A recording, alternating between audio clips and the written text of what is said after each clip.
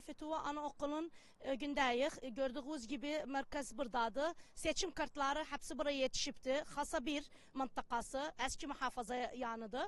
Bir de birlikte çok Türkmen milleti vardı burada. Buradan seslerle bütün Türkmen milletine, vatandaşlarımıza, marakızlara gelin bir dakika evveli bütün kartlarımız yetişipti. Teslim alın bu kartları.